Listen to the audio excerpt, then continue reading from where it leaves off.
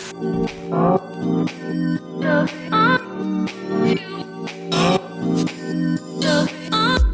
Russ with Passenger Coffee. We're here with Leaderboard, and I'm Lisa, also with Passenger Coffee. Yeah, we're both.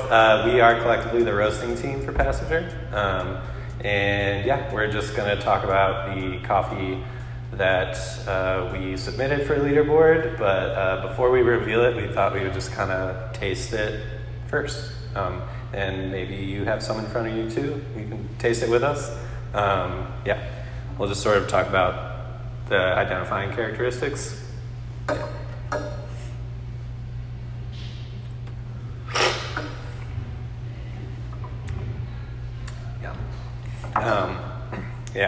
So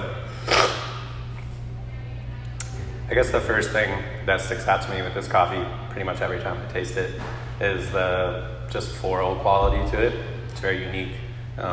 Somewhere kind of like in a bergamot jasmine area, and that usually right away would indicate to me that it's potentially like a washed Ethiopian coffee or washed African coffee, or maybe even a coffee that has a variety that lends those floral qualities. So if not an Ethiopian variety from Ethiopia, it could also just be like some Ethiopian plant genetics maybe being grown somewhere else. But yeah, the floral qualities to me.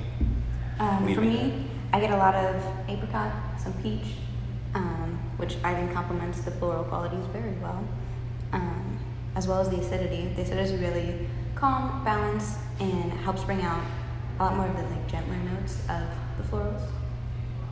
Yeah, lots of the sort of stone fruit, I guess, that very clean, like there's some good complexity, but good clarity with it.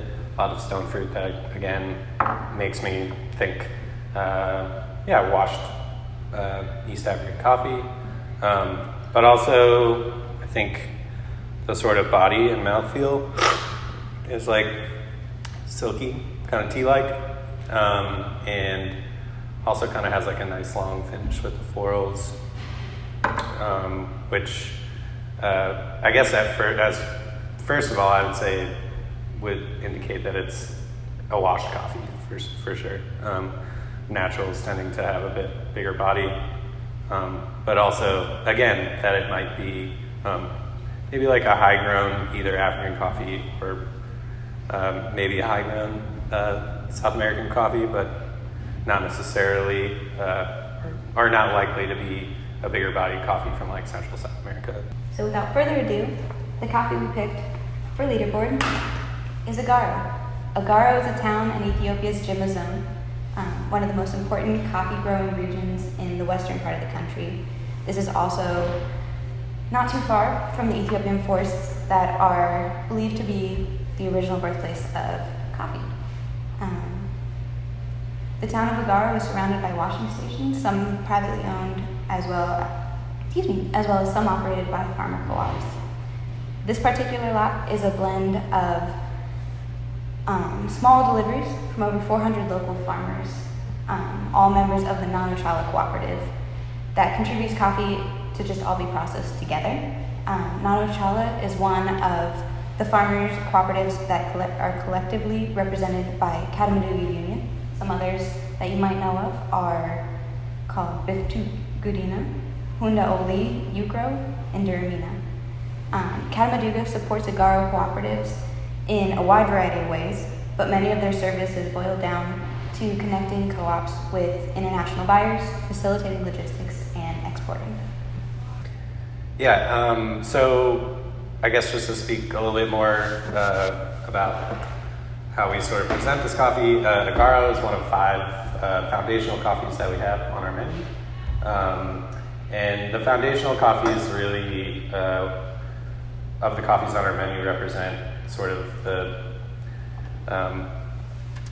primary goal of our sourcing program, which is to consistently buy the bulk of our annual green coffee from the same suppliers consistently, the same group of small farmers suppliers consistently in an ongoing basis.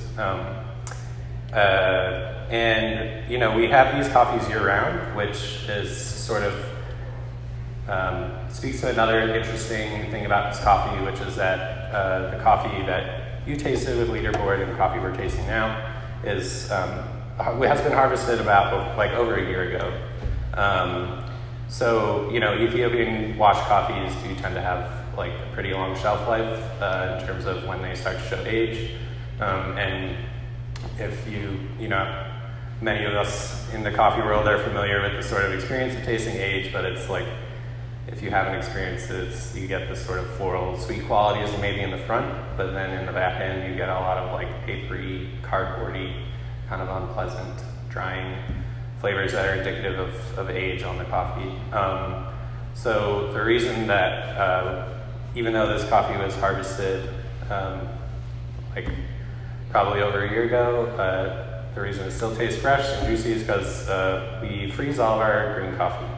And on top of being able to keep the quality fresh and sort of delay the aging process, it also just lets us have consistent menu options. So for customers and our wholesale partners, they can rely on having this accessible to them year-round.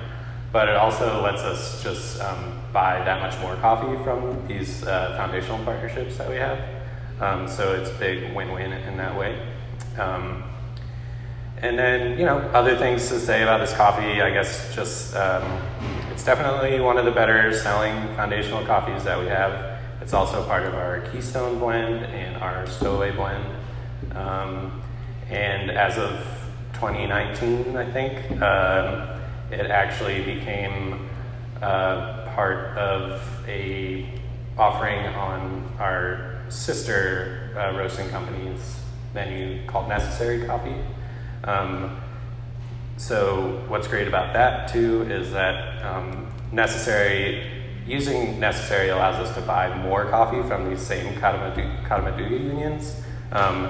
They're a little lower scoring, but still really great quality. But we're allowed to buy a lot more volume from those partners and help them out in that way, and just reach more customers with a wider array of roasts. So yeah, we love this coffee. Pretty much always one of the better ones on the table every time we cup it. So we hope you enjoyed it. And, yeah. Thank you for tasting with us. Yeah, thank you.